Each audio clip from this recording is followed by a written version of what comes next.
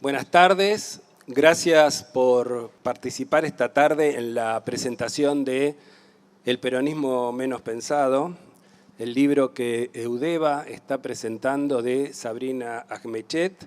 Y estoy aquí a los efectos de darles la bienvenida, de coordinar el panel y de hacer algunos agradecimientos. El primer agradecimiento, por supuesto, es para quienes van a presentar el libro, además de la autora, que es una amiga de la casa. Por supuesto, todos conocen a Graciela Fernández Meijide, no necesita presentación, pero a mí igual me gusta decir que soy, y desde hace muchos años, una de las voces más sabias que tiene la política y la sociedad argentina, a quien muchos escuchamos con mucha atención.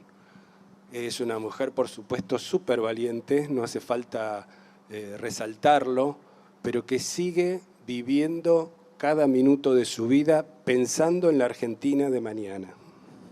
A mí me encanta de Graciela que cada vez que mira y observa un tema y lo analiza, está pensando en el mañana, no está pensando en el pasado. Y Pola, a Pola no la conozco tanto, Pola es una gran escritora. Es una escritora valiente también, porque le gusta ir contra la corriente y contra el mainstream establecido. Así que es una gran escritora, también periodista, también analista política, y también nos va a acompañar hoy hablando del libro de Sabrina. Sabrina, bienvenida al catálogo de Eudeva. Muchas gracias por confiarnos la edición de tu libro. Es un libro muy especial que aporta al debate público. Esa es la misión que tiene una editorial universitaria, aportar al debate público de la sociedad, de los problemas, de la ciencia y del arte. Y yo creo que este libro es muy pertinente editarlo hoy, en el momento que precisamente estamos viviendo. Eudeva es una editorial pluralista. Nosotros publicamos todas las ideas. La sociedad debe de procesarlas, la sociedad debe de buscar la síntesis o encontrar los caminos para que las tendencias autoritarias o los intentos hegemónicos no prosperen. Así que muchas gracias por tu libro.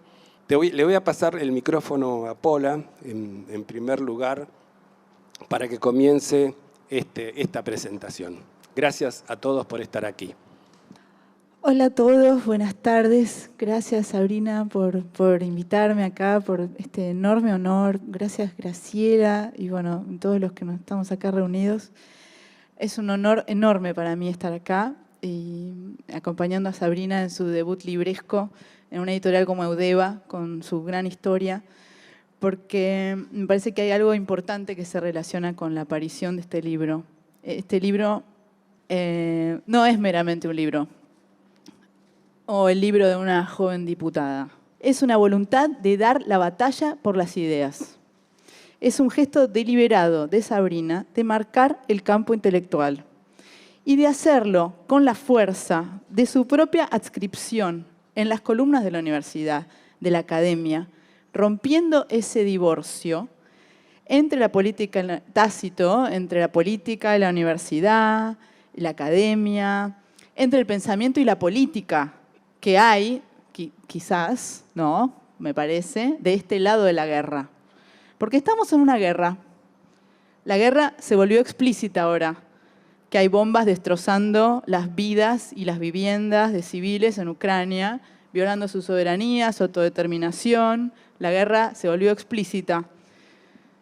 Cuando el gobierno argentino no condena la invasión rusa y usa el aparato de medios del Estado populista para difundir la propaganda rusa.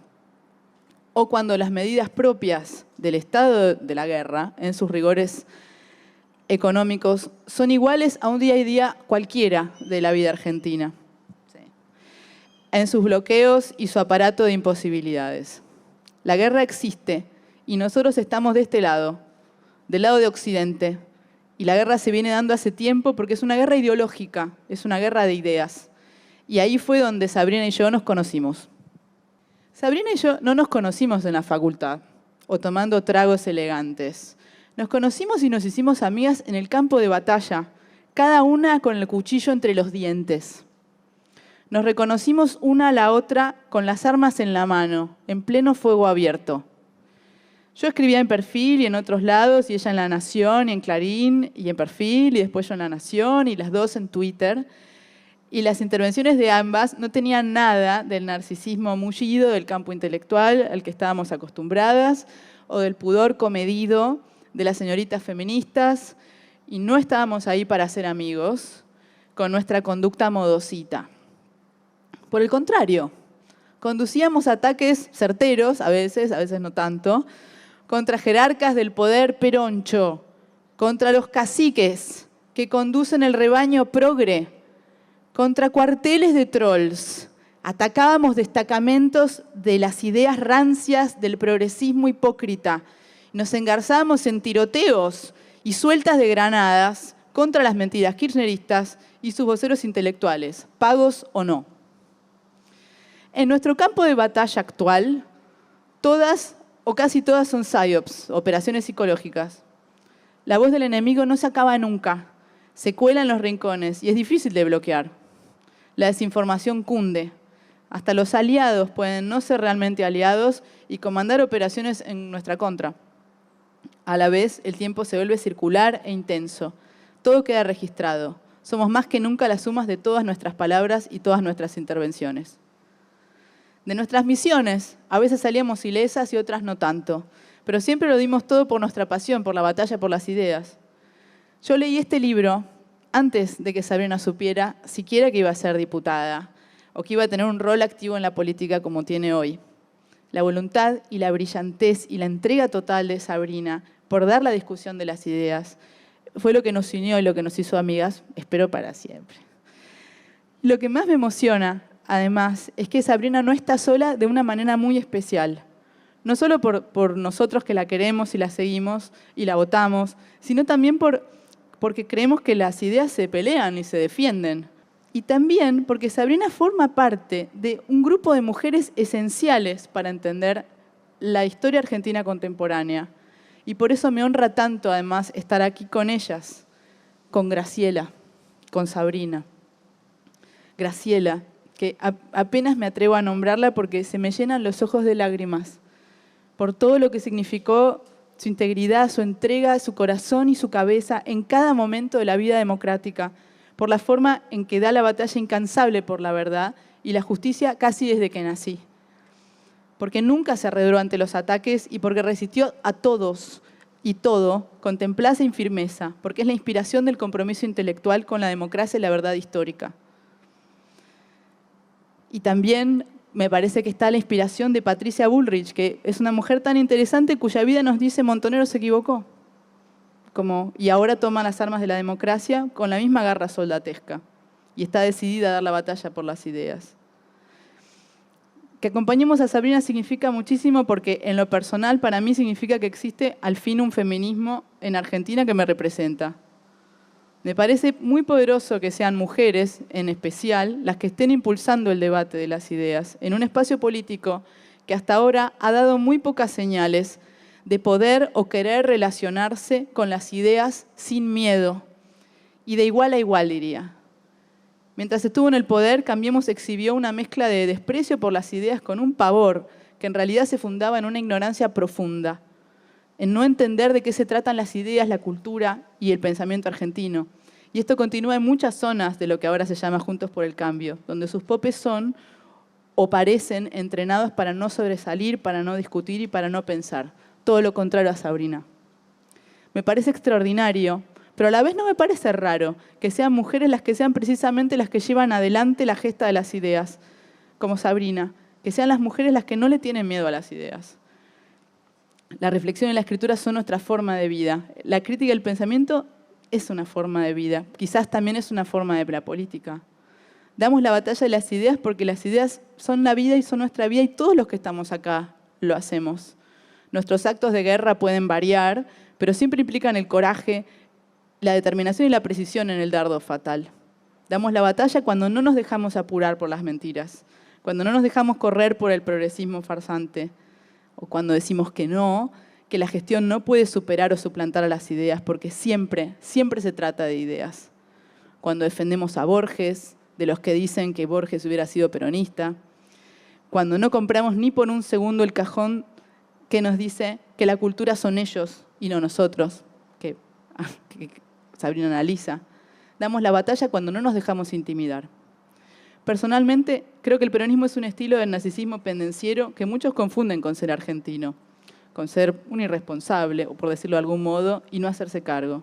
Pero no nos confundimos.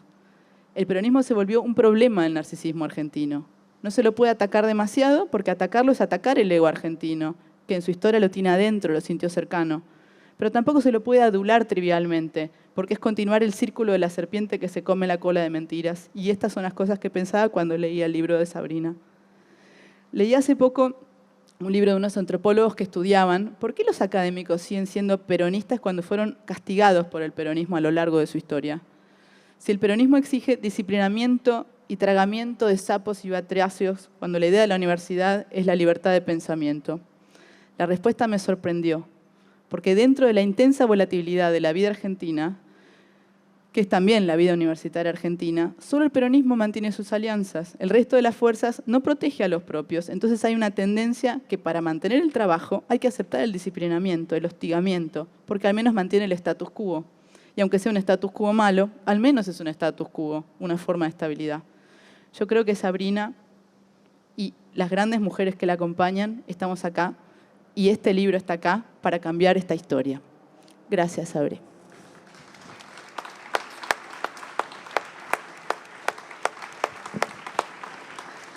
Bueno, muchas gracias, Pola. Graciela, me gustaría escuchar tus reflexiones. Bueno, buenas tardes a todos. Gracias, Sabrina. Gracias, Pola. Gracias, Luis. Es un gusto estar. Yo diría que ya me sentía jubilada, pero bueno, acá estoy, rejubilada. Yo cuando leí el libro de Sabrina, fui entendiendo cosas que me pasaron, porque soy lo suficientemente vieja como para haber votado por primera vez en el año 1951. Y lo que quisiera compartir con ustedes y al mismo tiempo mezclar las cosas del libro es esas impresiones que yo tuve después de haberlo leído y de haber reentendido por qué pasaban algunas cosas que pasaban. Por ejemplo, toda la primera parte del libro tiene que ver con el voto femenino. Incluso reconociendo ahí Sabrina, poniéndolo, que en realidad la mujer argentina, algunas mujeres argentinas, las sanjuaninas que quisieron hacerlo, votaron mucho antes. Hubo una ley en San Juan que hicieron los Cantoni, los hermanos Cantoni, que eran muy rebeldes y que en el año 29 hizo que las mujeres sanjuaninas votaran por primera vez. Después, bueno, vino el golpe del 30, eso se terminó, ahí quedó larvado esa necesidad de que la mujer participara en las decisiones de la vida política del país.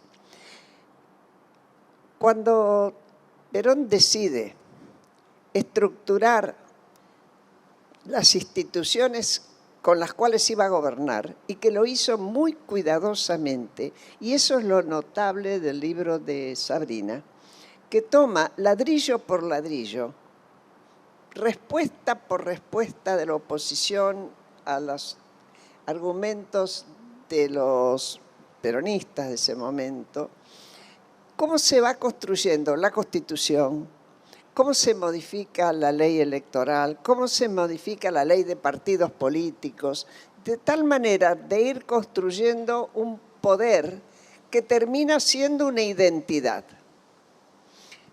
Primer ejemplo del tema identidad.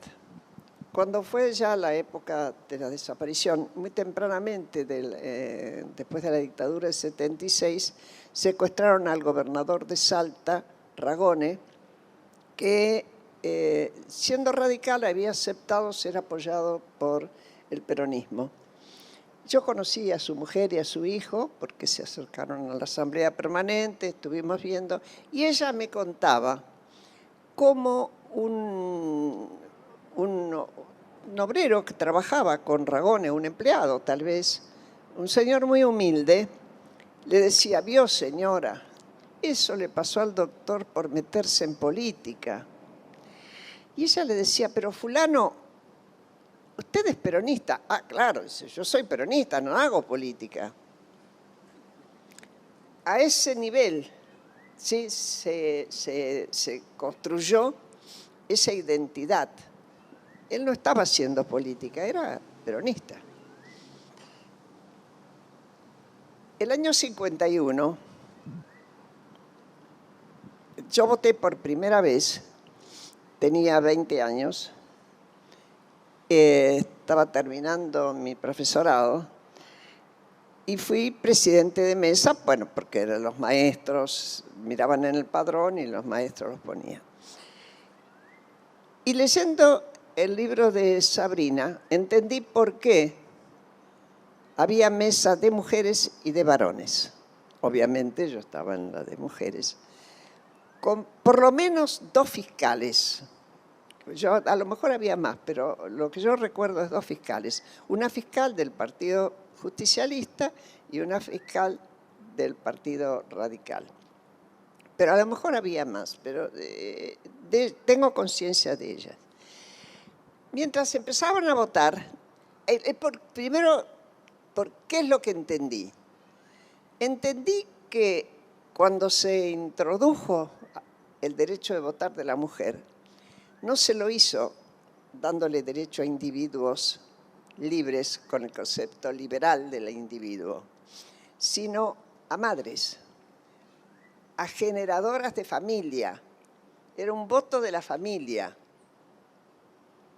Es decir, no eran mujeres como los hombres, al punto que decidieron separar las filas. ¿Por qué? Porque descontaban que las filas de mujeres iban a ir mucho más lentas, porque no eran tan capaces como los hombres. Van a ir lentas. En la mía pasó una cosa que yo le contaba la pasada a Sabrina y a algún amigo. Yo me di cuenta que la libreta cívica, muchas señoras y no señoras, lo ponían en una especie de funda protectora.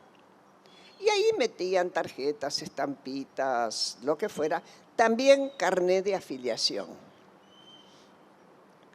Cuando percibí que podíamos tener un voto cantado, me levanté varias veces y recorrí la fila pidiendo que por favor sacaran todo de adentro de las libretas cívicas, que trajeran solamente la libreta cívica. Bueno, o no me entendió una señora, o yo no me levanté a tiempo para pararla, o qué sé yo qué. La cuestión es que pone la libreta cívica y el carnet del Partido Peronista. Yo me quedé, entiendo, leyendo el libro, me doy cuenta que además estaba penalizado el voto cantado para evitar, con la historia del voto cantado anterior, conservador, y ahí entendí por qué todo el mundo armó un alboroto. Y era la fiscal del Partido Justicialista que le gritaba a la mujer como loca. Le decía: ¿por qué hacen esto? Si nosotras estuvimos enseñándoles y diciéndoles que no, y qué sé yo, y qué sé cuánto. La mujer que decía: pero si yo quiero votar por Perón. Yo decía: cállese la boca, señora. Bueno, la otra fiscal no sé qué hacía. Un fiscal que creo que era radical se me acerca y me dice: cuidado, cuidado, no te metas, no te metas. Pero yo tenía que decidir. Entonces les pregunté si no les importaba que impugnáramos el voto y que la señora se fuera sin ningún problema. Ah, y faltaba el detalle. Un conscripto que estaba cuidando se me acerca y me dice: señorita, ¿la meto presa? A la señora, no a mí. Bueno, Dije, no, pará. Fue en un, qué sé yo, habrán sido 5 minutos de una situación que para mí fue muy, muy sorprendente. Me enseñó cosas. Y leyendo el libro de Sabrina, se me completaba la imagen de un Perón separando el voto, dando el voto a la mujer, pero como un derecho de la que genera familia, que iba a ser un poco torpe, como todas las mujeres, y por eso iba a ser más lento, y dejando que los hombres dieran su voto, pero había armado también el partido femenino justicialista, con lo cual ya empezaba la época de las colectoras. Con eso empezaba la política de las listas colectoras. Bueno, después, con el tiempo, pasó bastante tiempo, yo me recibí, tuve cátedras, y un día, mi padre era médico, un día se le aparece un señor, pide verlo, qué sé yo, lo recibe en su consultorio y le dice, mire, ¿usted no necesita un contador? No, dijo mi papá, que yo ya tengo uno, no sé. No, gracias. No, pero usted tiene una hija que le rechazó el voto a una señora peronista y es profesora y no vaya a ser que tenga problemas. Pero ese señor, mi papá, que era muy grandote, lo agarró de los fondillos de los pantalones y de acá del saco y lo puso en la calle de un solo saque. Y yo nunca tuve que afiliarme al partido para tener cátedras, cosas que se decía que había que hacerlo, pero se ve que hacían falta profesores y no me pidieron. Bueno, yo fui enganchando con el libro de Sabrina mi propia vida, mis propias apreciaciones y la visión de cómo, desde un lugar donde la imagen a copiar había estado en la Europa fascista, sin embargo, por ser construida posguerra, ya no podía construirse un partido totalitario, pero se lo iba a hacer lo más sólidamente posible, inmune a la oposición. Y de ahí que, y no les voy a contar, capítulo por capítulo van a ir los más grandes reconociéndose y los otros viendo cómo se iban modificando constitución, leyes, construcción de los partidos, es decir, leyes que tenían que ver con la formación de los partidos, etcétera, la comunidad municipal, el porqué de hacer los territorios nacionales, transformarlos en provincias, y cómo todo eso se fue haciendo cuidadosamente para ir construyendo un gobierno que durara, que fuera reelegido y durara así, como una identidad. Dicho esto, yo dejo una pregunta, y sobre todo para el club de sociólogos y politólogos que andan por ahí. ¿Por qué fue derrocado Perón, habiendo armado semejante estructura y al principio con el apoyo de la Iglesia Católica, obviamente, el Sampaio, quien hizo el gran ideólogo de la reforma constitucional, venía de la formación católica nacionalista y muchos otros. Pero bueno, yo dejo esta pregunta para el público. Quiero empezar agradeciendo. Y voy a ir casi en orden cronológico. Al primero que quiero agradecerles a vos, Luis, porque cuando yo terminé mi tesis y te dije, tengo este bodoque acá, es absolutamente ilegible, pero creo que si lo escribo de nuevo puede tener sentido publicarlo, vos me dijiste, Eudeva quiere tu libro. Y pasaron un montón de años en donde yo no pude escribir de nuevo ese libro y vos me esperaste todo el tiempo que yo necesité, siempre apoyándome y siempre diciéndome que Eudeva me iba a esperar hasta que el libro estuviera listo y que en ese momento se iba a publicar. Y el libro se terminó de imprimir poco después de que yo acepté la candidatura a diputada. Y un libro en el que yo había trabajado tanto, en el que yo le había robado tanto tiempo a mi vida personal, a mi familia, a mis amigos para dedicárselo a ese libro, me hubiera penado un montón que quedara en el medio de la belicosidad de la campaña. Y levanté un día el teléfono con un poco de temor, llamándolo a Luis, diciéndole, yo sé que tenés el libro listo y yo sé que tal vez comercialmente puede ser un buen... pero por favor, yo quiero mucho este libro y es una parte muy importante de mi vida y te pido que lo esperemos. Y Luis me dijo instantáneamente, sí, este libro lo vamos a publicar cuando vos tengas ganas de publicarlo, lo vamos a poner en la calle cuando esté lista la situación para que sea recibido como tiene que recibirse. Así que has sido un gran editor y he sentido siempre tu apoyo. Muchísimas gracias por eso, a vos y al editorial.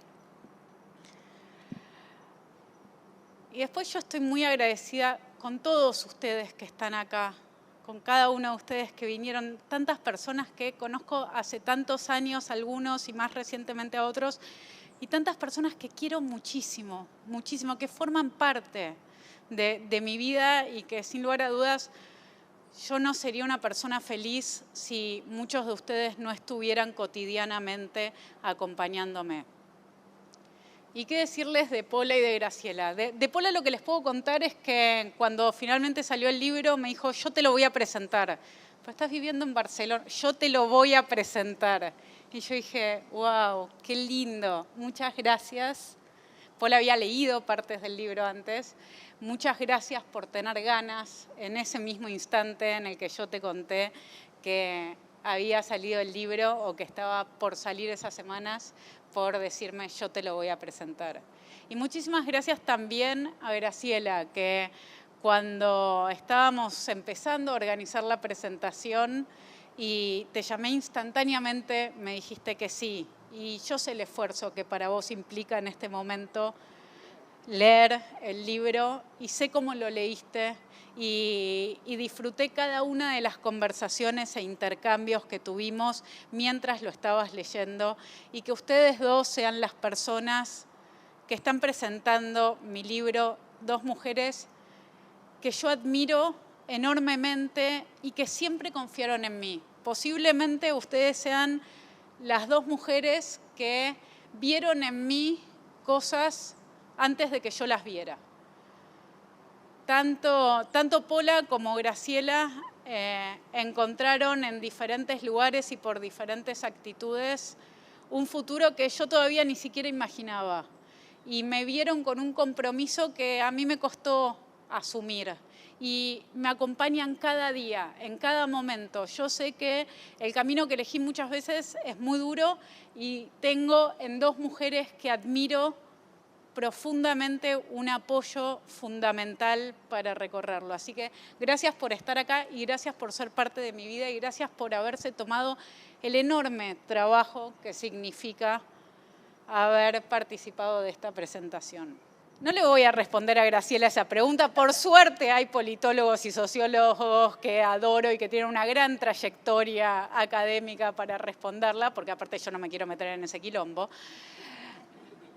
Pero sí les quiero contar un poco cómo fue la historia de este libro, la historia de esas preguntas que a mí me surgieron cuando tenía 24, 25 años, hace 15, y dije, quiero estudiar el peronismo. Y quiero estudiar el peronismo porque estaba gobernando Néstor, estaba gobernando Cristina, y yo lo que veía cada vez más claro es que había explicaciones en nuestro pasado, en nuestra historia, que nos dejaban entender la experiencia que nosotros estábamos transitando. De hecho, antes de escribir este libro, como ejercicio preliminar, escribí mi tesis de maestría sobre el diario La Prensa. Y en el momento en el que yo iba a los diferentes congresos académicos a hablar sobre el diario La Prensa, sobre los diversos hostigamientos del gobierno de Perón a el que era en ese momento el principal diario de la Argentina, en esos congresos todos mis colegas me hablaban de la prensa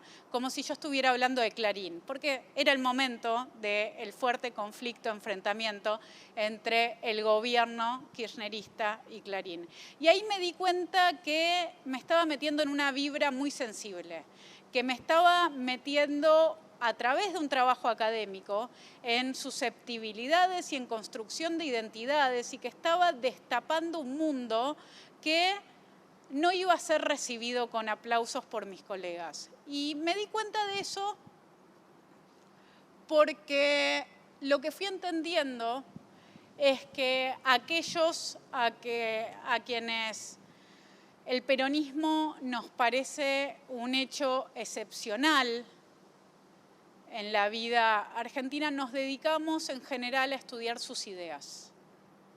Y que aquellos que dentro de la academia ven una experiencia más, no demasiado diferente al resto, en los gobiernos peronistas, suelen centrarse mucho más en sus prácticas, en dos dimensiones que tienen ambas interés, pero que yo estoy segura, yo estoy absolutamente convencida que es en el mundo de las ideas en donde el peronismo rompe con todo. Y cuando digo rompe con todo, lo digo con mucha seguridad, y es lo que yo estudié en este libro, porque rompe con la Constitución de 1853, rompe con la Argentina que Alberdi, que Sarmiento, que Roca quisieron construir, rompen con la ley Sáenz Peña, y lo que hacen es proponer otro mundo de ideas, otra forma de vida, en donde los individuos ya no tienen un rol central, sino que es a partir de la comunidad que hay que entender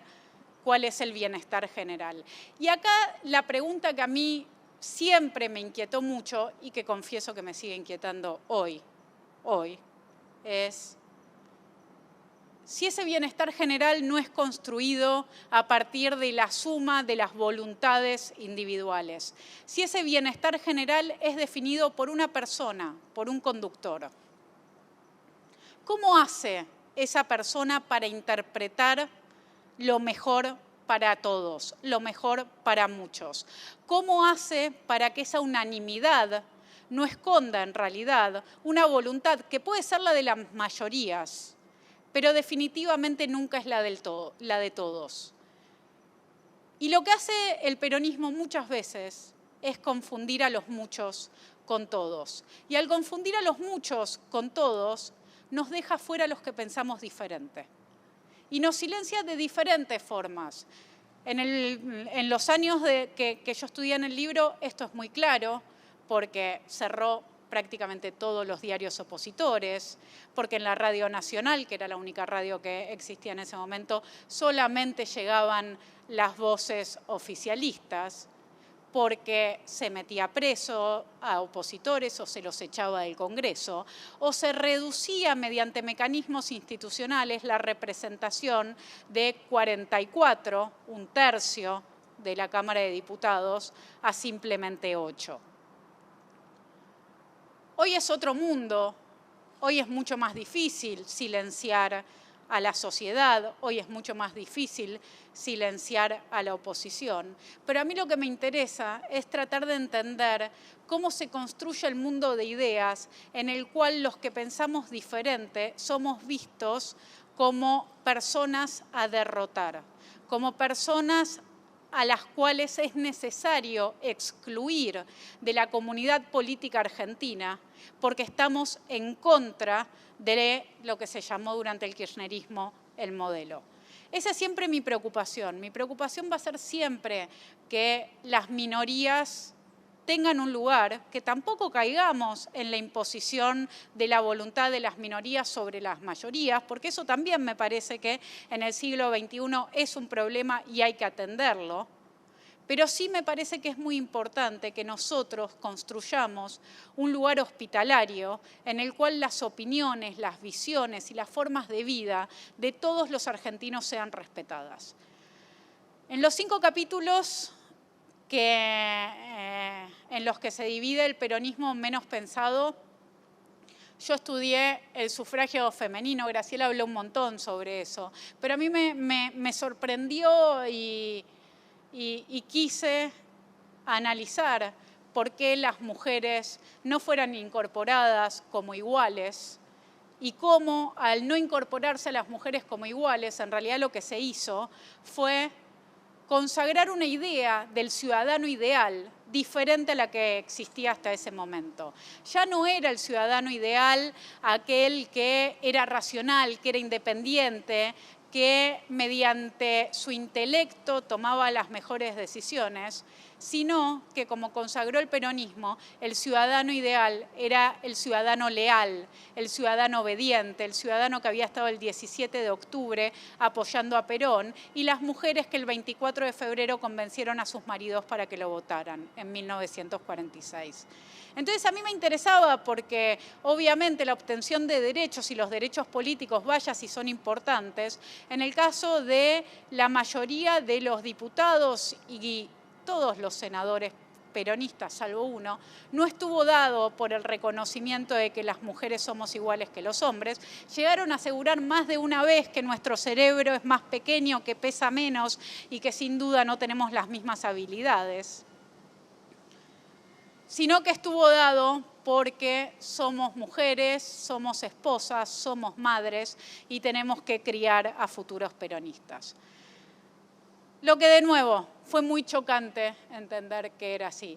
Y a esta reforma que seguimos celebrando, porque pese a todo que las mujeres votemos, más allá de cuáles eran las ideas que lo inspiraron, es algo que siempre todos vamos a celebrar y que de hecho la Argentina llegó bastante tarde al sufragio femenino si vemos otras realidades del mundo.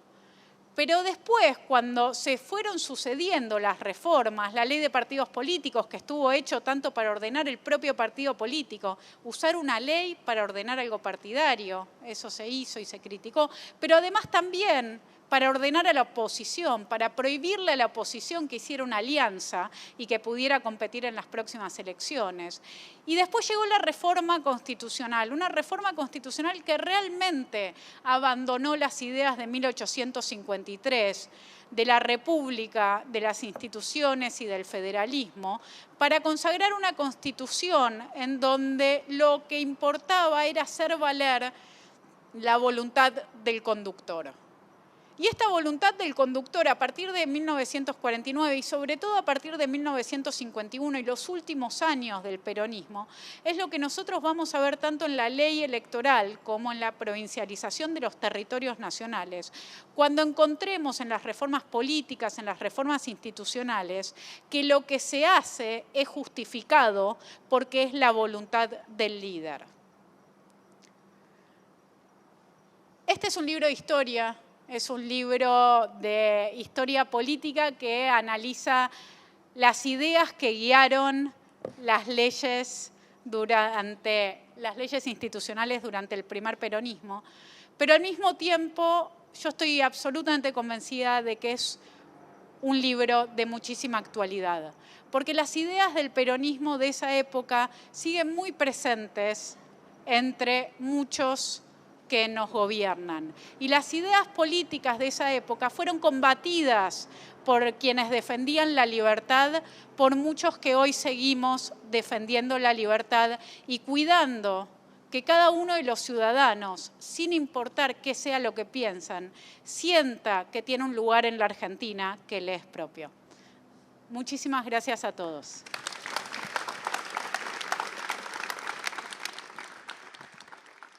Gracias, Sabrina.